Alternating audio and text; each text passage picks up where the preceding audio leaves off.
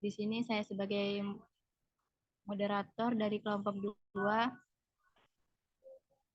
izin memperkenalkan anggota kami.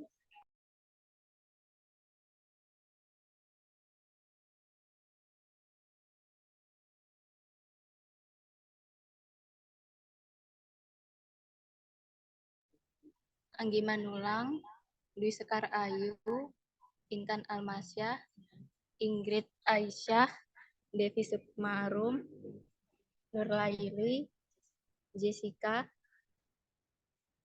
Fiona Vika Putri, dan Sela. Untuk selanjutnya, kita akan mendengarkan presentasi dari presentator kita, yaitu Dwi Sekar Ayu. Untuk Dwi Sekar Ayu, saya persilahkan.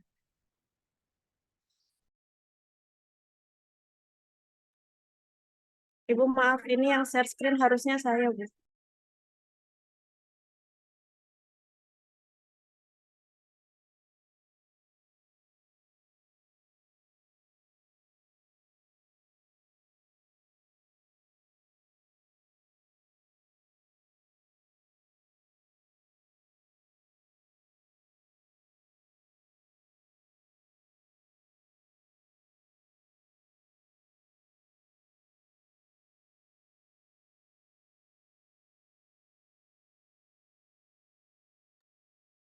Baiklah, Assalamualaikum warahmatullahi wabarakatuh. Saya Dwi Sekar Ayu akan mempresentasikan praktikum anatomi fisiologi manusia. Yang pertama ada rangka aksial, yaitu rangka sumbu. Rangka aksial adalah rangka tulang yang terletak di sepanjang sumbu tubuh manusia, meliputi tengkorak, tulang belakang, tulang rusuk, dan sternum, atau tulang dada. Tulang tengkorak adalah struktur rangka yang terletak di kepala dan berfungsi untuk mendukung struktur wajah dan melindungi otak.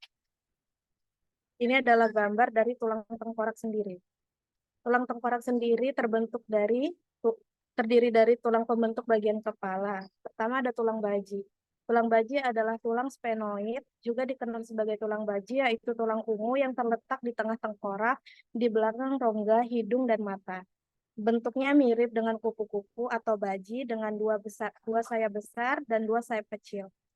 Tulang sphenoid memiliki beberapa fungsi penting, yaitu membentuk bagian dari dasar tengkorak dan membantu menghubungkan tulang-tulang tengkorak dengan tulang-tulang wajah.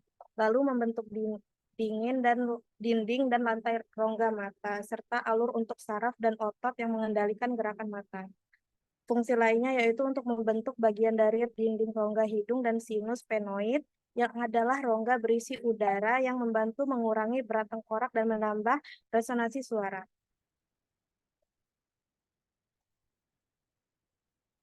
Ini adalah bentuk dari tulang baji itu sendiri. Yang kedua ada tulang tapis atau ethmoid. Adalah tulang yang berada di belakang hidung dan berada di antara rongga mata. Tulang ini merupakan bagian dari tengkorak dan memiliki beberapa fungsi, yaitu membentuk bagian dari dinding rongga hidung dan membantu memisahkan rongga hidung dari otak, membentuk bagian dari dinding dan lantai rongga mata, membantu membentuk rongga sinus paranasal yang membantu mengurangi berat tengkorak dan memberikan resonansi suara. Yang kedua, ada dua tulang pelipis atau temporal. Salah satu dari 8 tulang yang membentuk tengkorak terletak di kedua sisi kepala, tepat berada di atas telinga dan membentuk bagian dari sisi dan dasar tengkorak. Tulang pelipis memiliki beberapa fungsi, yaitu membantu melindungi telinga bagian dalam dan saraf wajah, berperan penting dalam pendengaran dan keseimbangan, mengendalikan gerakan rahang dan leher. Ini adalah bagian dari tulang pelipis. Lalu selanjutnya adalah tulang dahi atau frontal. Tulang besar yang membentuk bagian depan tengkorak dan wajah. Tulang ini membentuk dinding bagian depan rongga tengkorak dan membantu melindungi otak. Fungsinya adalah untuk melindungi otak, membentuk bagian dari struktur wajah termasuk dahi dan alis, membantu mengurangi berat tengkorak dan memberikan resonansi suara. Lalu selanjutnya ada tulang ubun-ubun atau pariental, sepasang tulang yang membentuk bagian atas dan sisi tengkorak. Mereka bertemu di tengah di atas kepala di suatu tempat yang dikenal sebagai sutura sagital. Fungsinya adalah untuk membentuk bagian dari dinding tengkorak, memberikan bentuk pada kepala, dan memberikan titik pengikatan untuk otot-otot yang membentuk kulit kepala, untuk mengunyah melekat pada permukaan luar tulang parietal. Lalu selanjutnya ada satu tulang kepala belakang atau occipital, tulang yang membentuk bagian belakang dan dasar tengkorak. Fungsinya membentuk bagian dari dinding tengkorak, membantu menggerakkan kepala, menghubungkan otak dengan sistem saraf pusat yang lebih rendah. Lalu selanjutnya ada tulang penyusun wajah. Tulang penyusun wajah juga dikenal sebagai tulang-tulang viscerocranium yang membentuk struktur wajah dan melindungi organ-organ indera seperti mata dan hidung. Fungsinya yaitu tulang rahang atas adalah tulang magliksa yang membentuk rahang atas, lantai rongga hidung, dan sebagian dari rongga mata untuk mengunyah, berbicara, bernafas, dan penampilan wajah.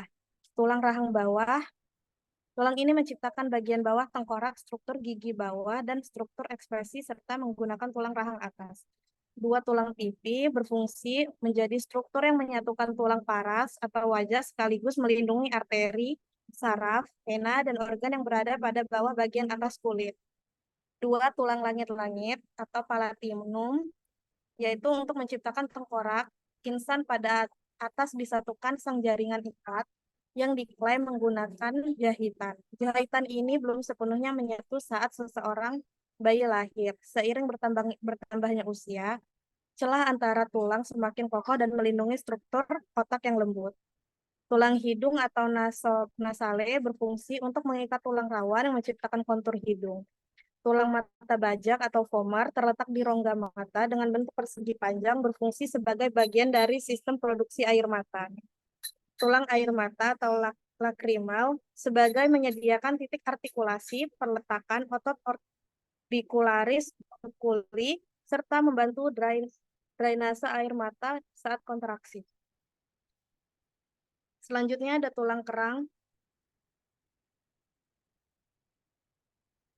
Tulang kerang hidung bawah atau concha nasalis inferior untuk menjaga aliran darah udara yang masuk ke paru-paru agar tetap stabil. Ini adalah gambar dari tulang wajah itu sendiri. Selanjutnya ada tulang pangkal lidah atau hyoideum. Tulang hyoid membentuk U berada di bagian depan leher dan berfungsi untuk menggerakkan lidah. Tulang pangkal lidah merupakan tulang yang berhubungan langsung dengan lidah. Tulang ini disebut dengan hyoid dan terletak di antara leher dan dagu bagian dalam.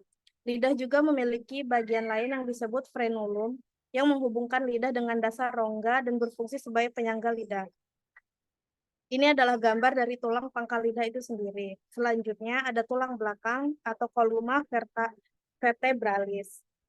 Juga dikenal sebagai tulang punggung atau vertebra, merupakan serangkaian tulang yang membentuk bagian utama dari sistem rangka belakang manusia. Terdiri atas 33 ruas tulang saat bayi dan menjadi 26 ruas tulang saat dewasa. Terdiri dari 7 ruas tulang leher atau vertebrae cervical, yaitu ruas tulang leher memiliki fungsi utama untuk menopang kepala, melindungi sumsum tulang belakang, menghubungkan otak dengan bagian tubuh yang berada melalui foramen vertebra, serta sebagai titik pengikatan otot yang digunakan untuk menggerakkan kepala dan leher. Lalu ada 12 ruas tulang punggung atau vertebrae thoracalis. Ruas tulang punggung juga dikenal sebagai vertebra, memiliki fungsi utama untuk menopang tubuh, melindungi sumsum tulang belakang, memungkinkan gerakan tubuh seperti membungkuk, memutar, dan mengangkat. Setiap vertebra juga memiliki foramen vertebra yang memungkinkan saraf keluar dari sumsum tulang belakang dan menghubungkan otak dengan bagian tubuh yang berbeda. Selanjutnya ada 5 ruas tulang pinggang atau vertebrae lumbalis.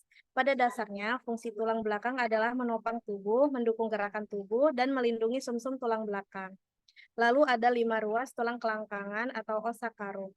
berfungsi menjadi satu ruas saat dewasa, menjadi penopang bagi tulang belakang atau tulang pinggang, menjadi penopang tubuh pada saat berjalan, membantu tubuh dalam menggerakkan kaki saat berenang.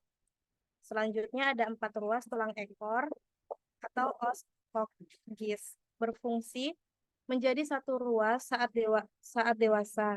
Tulang ekor berfungsi menahan beban tubuh sekaligus sebagai pusat gravitasi tubuh. Beberapa tulang leher memiliki persamaan khusus, yaitu tulang atlas, tulang leher pertama. Terbentuk seperti cincin, tulang ini menopang dan menyokong tengkorak, mirip seperti tokoh Atlas dalam mitologi Yunani yang menyokong bola langit, sendi atlanto-oksipital sebagai penyumbang tulang atlas dan tulang kepala bagian belakang, memungkinkan tengkorak bisa bergerak mengangkut ke atas dan ke bawah. Selanjutnya ada tulang aksis. Tulang leher kedua, adanya dens atau precious odontoid yang mencuat seperti benjolan bertemu dengan tulang atlas membentuk sendi atlanto-aksial. Hal ini menjadikan tulang aksis sebagai poros atau aksis bagi tulang atlas dan tengkorak untuk memutar ke kiri dan ke kanan. Lalu ada tulang vertebra prominens, yaitu tulang leher ketujuh memiliki proseus spinosus yang panjang dan paling menonjol, sehingga mungkin saja proseus tersebut dapat teraba di atas kulit.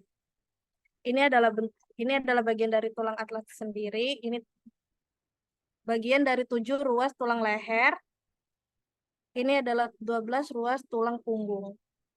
Dan ini adalah tulang kelangkang dan tulang ekor. Lalu ini adalah 5 ruas tulang punggung. Selanjutnya ada tulang dada atau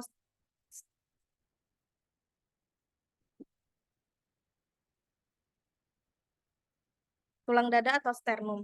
Tulang dada juga dikenal sebagai sternum, adalah tulang pipih dan melengkung yang terletak di bagian depan dada manusia, terdiri atas 3 bagian, yaitu bagian hulu, manubrium sterni, yaitu sifat tulang ini kokoh sehingga bisa melindungi bagian lain yang ada di bawahnya, dan tentu organ ini di bagian dalamnya. Bagian badan atau korpus sterni, sternum atau tulang dada adalah tulang pipih panjang yang melindungi otot, organ, dan arteri penting di dalam dada. Lalu selanjutnya ada bagian tajuk pedang, processus sipoideus, berfungsi mendukung clavikula atau tulang leher, dan juga bagian ujungnya bergabung dengan kartilago costa pertama dan 7 pasang tulang rusuk. Ini adalah gambar dari tulang dada itu sendiri. Selanjutnya ada tulang rusuk atau costa. Tulang rusuk adalah tulang pipih dan melengkung yang terletak di sepanjang sisi tubuh manusia. Fungsinya adalah untuk melindungi organ, membentuk kerangka dada yang kuat dan fleksibel, yang melindungi organ-organ vital di dalam dada seperti jantung, paru-paru, dan bronkus. Lalu fungsi selanjutnya adalah pengikatan otot. Beberapa otot dada, punggung, dan perut melekat pada tulang rusuk. Selanjutnya menopang dada. Tulang rusuk membentuk rangka yang membantu menopang dada dan mempertahankan bentuk tubuh manusia. Terdiri dari 3 bagian sendiri, yaitu 7 pasang tulang rusuk sejati atau costa vera. Fungsi yang paling utama adalah melindungi rongga dada dan rongga lainnya seperti jantung, paru-paru, trakea, tenggorokan, serta diafragma. Selanjutnya ada 3 pasang tulang rusuk palsu, yaitu costa spuria, yaitu tulang dada dan rusuk berfungsi untuk melindungi paru-paru dan jantung. Tulang dada berbentuk pipih dan melebar serta berhubungan dengan tulang rusuk melalui sambungan tulang rawan. Lalu ada 2 pasang tulang rusuk melayang atau costa fluctuans. Dikenal juga sebagai tulang rusuk palsu, adalah 3 pasang tulang rusuk yang di bagian bawah, tulang rusuk yang tidak terhubung langsung dengan tulang dada depan atau sternum. Tulang rusuk melayang berhubungan dengan tulang rusuk yang lebih tinggi melalui jaringan ikat. Ini adalah gambar tulang rusuk atau costa itu sendiri. Selanjutnya ada rangka apendikuler. yaitu rangka yang menyusun ekstremis atau alat gerak, adalah rangka yang terdiri dari 126 tulang dan berfungsi untuk menyusun anggota gerak tubuh. Beberapa jenis tulang yang termasuk rangka apendikuler adalah tulang bahu. Bagian dari tulang bahu itu sendiri ada tulang belikat atau scapula, adalah tulang pipih besar yang membentuk segitiga terletak di bagian belakang bahu atau punggung bagian atas. Tulang ini menghubungkan tulang lengan atas dan tulang selangka. Selanjutnya ada tulang selangka atau clavikula, adalah salah satu bagian dari sistem rangka tubuh manusia yang berada di bawah leher dan sejajar dengan bahu. Ini adalah gambar dari tulang bahu. Selanjutnya ada tulang panggul, adalah bagian dari sistem rangka manusia yang terletak di bagian bawah pinggang dan berfungsi untuk menyangga organ dalam perut serta menghubungkan tubuh bagian atas dan bawah. Tulang panggul sendiri terdiri dari tulang usus atau ileum, terdiri dari dua buah yaitu kiri dan kanan, berfungsi untuk menyokong berat badan dan postur tubuh sebagai titik jangka otot, tendon, dan ligamen, serta melindungi organ-organ bagian dalam. Selanjutnya ada tulang duduk atau ischium, adalah struktur tulang kecil yang terletak di bagian bawah tulang belakang, tepat di bawah sakrum. Tulang duduk terdiri dari 3 hingga 5 vertebra yang menyatu dan membentuk seperti ekor. Beberapa fungsi tulang duduk yaitu untuk menyediakan dukungan, titik melekatnya otot dan ligamen, melindungi organ. Selanjutnya ada tulang kemaluan atau pubis, adalah bagian dari tulang panggul. Pubis merupakan bagian bawah dan endapan dari dan depan dari tulang panggul. Beberapa fungsi dari tulang kemaluan yaitu menyokong organ, membantu gerakan, melindungi organ reproduksi, membantu dalam proses melahirkan. Ini adalah bentuk dari tulang panggul. Selanjutnya ada tulang anggota gerak atau ekstremitas superior, adalah bagian dari sistem rangka yang terdiri dari tulang-tulang yang membentuk lengan atas, lengan bawah, dan tangan manusia. Berikut adalah definisi dari masing-masing bagian. Tulang lengan atau humerius. Humerius adalah tulang terpanjang di lengan atas, memanjang dari bahu hingga siku. Ini adalah gambar dari tulang lengan atas. Selanjutnya ada tulang hasta atau ulna. Salah satu tulang yang terdapat pada lengan bagian bawah manusia, yang terletak di bagian medial atau dalam lengan bawah. Tulang hasta bersebelahan dengan tulang pengumpil atau radius yang bersendi dengan tulang lengan atas atau humerius pada persendian siku. Ini adalah gambar dari tulang hasta.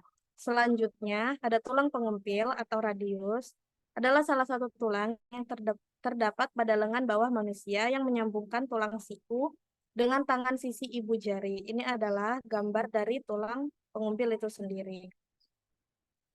Selanjutnya ada tulang pergelangan tangan atau karpal, adalah kumpulan dari 8 tulang kecil yang tidak beraturan yaitu scaphoid, punate, triquetral, pisiform, trapezium, trapezoid, sapitate dan hamate. Selanjutnya ada tulang telapak tangan yaitu metakarpal, adalah 5 tulang yang membentuk bagian tengah tangan, berfungsi sebagai pendukung proses gerakan dan setiap jarinya secara maksimal. Selain itu, tulang-tulang ini juga membentuk rangka tangan dan mendukung gerakan tangan. Ini adalah gambar dari tulang telapak tangan. Selanjutnya ada tulang jari-jari atau phalanges, adalah tulang yang terdapat pada jari-jari tangan dan kaki manusia. Setiap jari tangan manusia terdiri dari tulang phalanges, yaitu proximal, middle, dan distal. Sedangkan pada jempol hanya terdapat 2 tulang phalanges, yaitu proximal dan distal. Tulang parangales berfungsi untuk membentuk rangka jari-jari tangan dan kaki, serta membantu manusia melakukan berbagai aktivitas seperti menulis, mengetik, atau menggenggam suatu benda. Yang selanjutnya ada tulang anggota gerak bawah atau ekstremitas inferior. Adalah tulang yang berperan dalam pergerakan dari pinggul hingga ujung kaki, seperti berguna untuk berjalan, berlari, menendang, dan melompat, merupakan contoh tindakan sehari-hari yang digerakkan oleh tulang anggota gerak bawah. Tulang anggota gerak bawah terdiri dari Tulang anggota gerak bawah terdiri atas tulang paha atau femur adalah bagian tubuh terbesar dan tulang terkuat pada tubuh manusia. Tulang ini berbentuk panjang dan terletak di antara pinggul atau lutut. Tulang paha berfungsi sebagai penopang tubuh dan menahan beban yang sangat besar. Tulang tempurung lutut atau patella adalah tulang membentuk segitiga dan tebal yang terletak di depan sendi lutut, tepat pertemuan tulang paha atau disebut femur dan tulang kering atau tibia. Tulang tempurung lutut berfungsi sebagai pelindung sendi lutut dan membantu menghubungkan otot-otot di depan paha ke tibia. Ini adalah gambar dari tulang tempurung lutut atau patella. Selanjutnya, ada tulang betis. Fibula adalah salah satu tulang yang terdapat pada kaki manusia. Tulang betis berbentuk panjang dan ramping terletak di bagian belakang tulang kering. Tulang betis berfungsi sebagai penopang tubuh dan membantu mengatur gerakan tubuh sehingga ketika sedang berjalan. Ini adalah gambar dari tulang betis itu sendiri. Selanjutnya ada tulang kering atau tibia, merupakan tulang panjang yang terletak di antara lutut dan pergelangan kaki. Tulang kering berfungsi sebagai penopang tubuh dan membantu mengatur gerakan tubuh ketika sedang berjalan. Selain itu, tulang kering juga berfungsi sebagai pelindung kaki dan membantu menstabilkan kaki bagian bawah. Ini adalah gambar tulang kering berada di depan tulang betis. Selanjutnya ada tulang pergelangan kaki atau tarsal, adalah tulang yang terdiri dari beberapa bagian dan terletak pada pergelangan kaki manusia. Tulang-tulang ini disatukan oleh ligamen yang kuat sehingga dapat membentuk sendi. Pada bagian tulang pergelangan kaki tersusun atas 7 tulang kecil di setiap kaki, yaitu 1 tulang loncat atau talus, 1 tulang calcaneus atau tulang tumit, 1 tulang navikular atau berbentuk kapal, 1 tulang kuboid berbentuk seperti dadu, 3 tulang cuneiformis berbentuk seperti baji. Fungsi dari tulang pergelangan kaki adalah untuk membantu berjalan, membantu pergerakan kaki menjadi fleksibel, menghubungkan tulang kaki, telapak kaki, melakukan aktivitas naik turun tangga. Ini adalah gambar dari tulang pergelangan kaki. Lalu, tulang telapak kaki atau metatarsal adalah sekelompok 5 tulang panjang yang terletak di antara pergelangan kaki dan jari. Tulang telapak kaki berperan penting dalam menopang struktur kaki dan membantunya beradaptasi pada permukaan yang tidak rata. Berikut beberapa fungsi tulang metatarsal. Membantu dalam pergerakan, menyerap goncangan, beradaptasi dengan permukaan yang tidak rata. Ini adalah gambar dari tulang telapak kaki itu sendiri. Selanjutnya, tulang jari-jari atau phalanges adalah tulang panjang dari jari kaki yang terletak di distal metatarsal. Setiap jari kaki terdiri dari 3 ruas yang diberi nama ruas proksimal, middle, dan distal. Kecuali ibu jari kaki yang hanya memiliki 2 ruas, yaitu ruas proksimal dan distal. Phalanges berperan penting dalam menopang struktur jari-jari dan membantu pergerakan. Ini adalah bagian dari distal, sedangkan di bawahnya adalah proksimal, lalu yang di tengah adalah middle, yang paling atas itu disebutnya proksimal dan di bawah itu distal. Cukup untuk kelompok 2. Sekian dari presentasi dari kelompok 2, saya kembalikan kepada moderator. Baik, terima kasih kepada Dwi Sekar Ayu yang telah menyampaikan presentasinya dengan baik. Setelah presentasi selesai, kita akan mengadakan sesi tanya jawab. Silakan kepada teman-teman dapat mengajukan pertanyaan.